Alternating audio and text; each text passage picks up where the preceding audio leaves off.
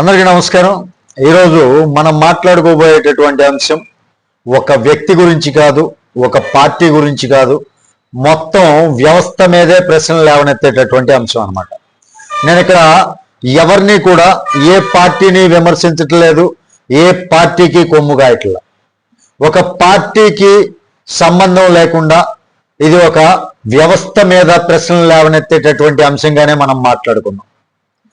ఆ టాపిక్ మీకు నచ్చితే ఖచ్చితంగా లైక్ చేయండి, వీడియోకి సబ్స్క్రైబ్ చేసుకుని నన్ను కొంచెం సపోర్ట్ చేయండి. ఆ టాపిక్ ఏంటి అని వివరాల్లోకి వెళ్తే, మద్యం కుంభకోణం కేసులో అంతిమ లబ్ధిదారు ఎవరు? ఆ పేరు ఛార్జ్ షీట్లో ఉన్నప్పటికీ చర్యలు ఎందుకు లేవు? సిట్ అక్కడి వరకే వచ్చి ఎందుకు ఆగింది? ఇక్కడ ఇప్పుడు ఈడీ ఎంట్రీతో ఏం మారబోతోంది?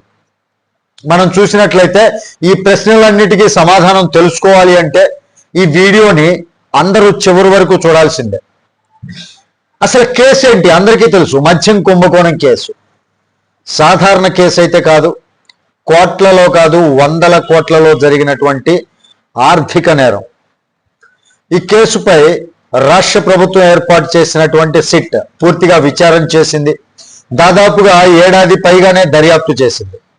అనేక మంది స్టేట్మెంట్లు తీసుకుంది, డాక్యుమెంట్లు, లావాదేవీలు ప్రతి ఒక్కటి కూడా పరిశీలన చేసింది. మరి ఆ దర్యాప్తులో ఏం తేలింది? సిట్ తయారు చేసినటువంటి ఛార్జ్ షీట్లో సంచలనమైనటువంటి అంశం ఏంటి? సిట్ వేసినటువంటి charge sheet, first charge sheet ఏంటి? అందులోని 131 పేజీ, 131వ పేజీ చూడండి. అక్కడ స్పష్టంగా ఒక మాట ఉంది, ఈ మొత్తం స్కామ్ లో అంతిమ లబ్ధిదారు జగన్మోహన్ రెడ్డి గారు అని. అవునా? సిట్ ఏదైతే ఫస్ట్ ఛార్జ్ షీట్ ఉందో ఆ ఛార్జ్ షీట్ లో 131వ పేజీ మనం పరిశీలనగా గమనించినట్లయితే అక్కడ స్పష్టంగా ఉంది. అది ఇంతకు ముందు చాలా మంది చాలా న్యూస్ పేపర్లో కూడా వేశారు, ఈ మొత్తం స్కామ్ లో అంతిమ లబ్ధిదారు జగన్మోహన్ రెడ్డి గారు అని. ప్రతి నెల 50 నుంచి 60 కోట్ల రూపాయలు మిథున్ రెడ్డి గారి నుంచి, విజయసాయి రెడ్డి గారి నుంచి, సజ్జల శ్రీధర్ రెడ్డి గారి నుంచి వీళ్ళ ద్వారా రూట్ అయ్యి జగన్మోహన్ రెడ్డి గారికి చేరాయి అని సిట్ తేల్చింది కదా. మరి ఇక్కడ స్పష్టంగా ఛార్జ్ షీట్ లో ఉన్నప్పుడు అసలు ప్రశ్న అంతా ఇక్కడే మొదలవుతుందండి. మరి ఛార్జ్ షీట్ లో ఉంది అనుకున్నాం కదా, ఉంది అని చెప్పి తేల్చేసింది కదా, మరి అంతిమ లబ్ధిదారు పలానా వ్యక్తి అని తెలిసినప్పుడు మరి అంతిమ లబ్ధిదారు పైన యాక్షన్ ఎందుకు తీసుకోలేదు? అదే ఒక సామాన్యుడు ₹1,00,000 అక్రమంగా పొందాడనో, లేదు 5 లక్షల రూపాయలు అక్రమంగా పొందాడనో తేలితే పోలీసులు ఊరుకుంటారా? వాస్తవానికి వెంటనే అరెస్ట్ చేస్తారు కదా. మీరు పలానా చోట మీకు డబ్బు ఎంత దొబ్బేశారు, ఎంత లాక్కున్నారు, ఎంత పీక్కున్నారు అనుకుంటా. మరి ఇక్కడ వందల కోట్ల రూపాయల స్కామ్ జరిగింది, అంతిమ లబ్ధిదారు పేరు ఛార్జ్ షీట్ లో ఉంది. అయినా ఆ అంతిమ లబ్ధిదారు ఎవరైతే ఉన్నారో, ఇక్కడ చాలా మందికి కోపం రావచ్చు కాక, నేను ఒక పార్టీకి అనుకూలంగా మాట్లాడట్లేదండి, ఇది వ్యవస్థలకు సంబంధించి ఒక అంశంగా మనం చూసినట్లయితే, అదే సామాన్యుడికి అధికారంలో నుంచి పోయి అధికారంలో ఉన్న, లేదు డబ్బు ఉన్నటువంటి వ్యక్తి, పలుకుబడి ఉన్నటువంటి వ్యక్తికి, సామాన్యుడికి న్యాయ వ్యవస్థలో ఏమన్నా తేడా ఉంటుందా? ఉండకూడదు కదా. న్యాయం అందరికీ ఒక్కటే కదా.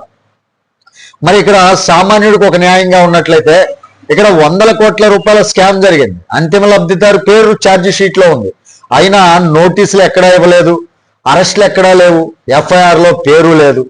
ఇది వ్యవస్థల యొక్క వైఫల్యమా, లేక ఎవరో పెద్ద శక్తి అడ్డుకుంటుందా?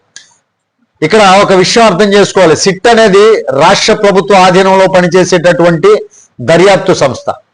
పొలిటికల్ హెడ్ విషయంలో డైరెక్ట్ ఫైనాన్షియల్ ప్రూఫ్ లేకపోతే అరెస్ట్ చేస్తే కోర్టులో కేసు కూలిపోయేటటువంటి ప్రమాదం అయితే ఉంది. అందుకే సిట్ లబ్ధిదారు అని చెప్పి అక్కడి వరకే వచ్చి ఆగిపోయిందా అన్నటువంటి సందేహం సహజంగానే వస్తుంది.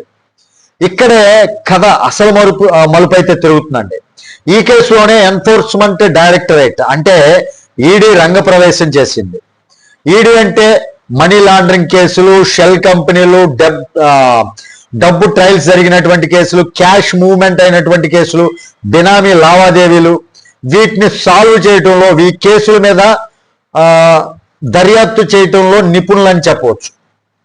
మరి ఈడీ ఇప్పటికే విజయసాయి రెడ్డి గారికి నోటీసులు ఇచ్చింది, 22వ తారీఖు విచారణకు రమ్మని. 23వ తారీఖు విచారణకు రమ్మని మిథున్ రెడ్డి గారికి కూడా నోటీసులు ఇచ్చింది. ఇది చిన్న విషయం అయితే కాదండి.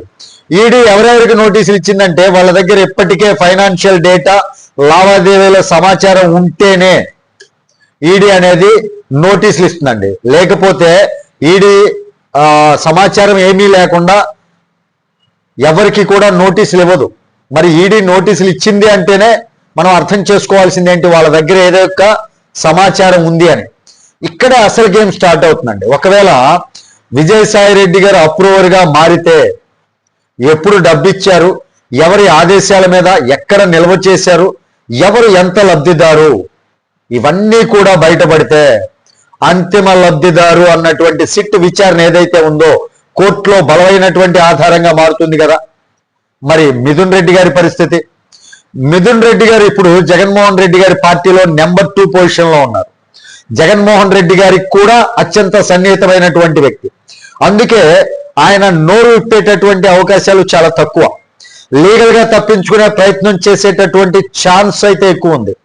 కానీ ఈడీ దగ్గర ఉన్నటువంటి డాక్యుమెంట్స్, బ్యాంక్ ట్రాన్సాక్షన్స్, షెల్ కంపెనీల లింకులు అన్నీ కూడా ఒక కీలకమనే మనం ఇక్కడ చెప్పుకోవచ్చు. చట్టపరంగా చూస్తే అవకాశం అయితే ఖచ్చితంగా ఉంది. కానీ అది పూర్తిగా ఆధారాల మీదే ఆధారపడి ఉంటుంది అనేది మనం తెలుసుకోవాల్సినటువంటి విషయం. ఒకవేళ ఆధారాలు బలంగా ఉంటే, నోటీసులు, విచారణ, అరెస్ట్ బలహీనంగా ఉంటే కేసు నెమ్మదిస్తుంది. మధ్యలో అడ్డంకులు ఉంటే ప్రజల్లో అనుమానాలు పెరిగిపోతాయి. ఇక్కడ మనం అందరం కూడా ఒక విషయం గుర్తుపెట్టుకోవాలి. అరెస్ట్ కాలేదు అంటే నిర్దోషి అని కాదు. ఛార్జ్ షీట్ లో పేరు ఉంది అంటే దోషి అని తేలిపోయినట్టు కాదు.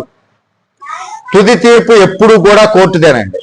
ఇది వైసీపీపై ద్వేషంతో మాట్లాడేటటువంటి అంశం కాదు. వ్యక్తిగతంగా నేను మాట్లాడుతున్నటువంటి కక్ష సాధింపు కూడా కాదండి. కంక్లూజన్ మనం చూసుకున్నట్లయితే వ్యవస్థలు నిజంగా సమానంగా పనిచేస్తున్నాయా, చట్టం అందరికీ ఒకటేనా? ఇప్పుడు అందరి దృష్టి ఒక్క ఈడీ మీదే ఉందండి. ఈడీ కూడా అక్కడి వరకే వచ్చి ఆగిందనుకోండి, ప్రజలు అనుమానించడంలో ఎలాంటి తప్పు లేదు. మరి ఈ అంశం పైన మీ అభిప్రాయం ఏంటి? ఈడీ నిజంగా చివరి వరకు వెళ్తుందా, లేదా ఒక అంతర్జాతీయ దర్యాప్తుగానే మిగిలిపోతుందా? మీ అభిప్రాయాన్ని, మీ విలువైనటువంటి అభిప్రాయాన్ని కామెంట్ సెక్షన్లో తెలియజేయండి. వీడియో నచ్చితే లైక్ చేయండి. ఇలాంటి విశ్లేషణ కోసం మన ఛానల్ని సబ్స్క్రైబ్ చేసుకోండి. తిరిగి నెక్స్ట్ వీడియోతో కలుస్తాను. అంటిల్ దెన్ జై హింద్.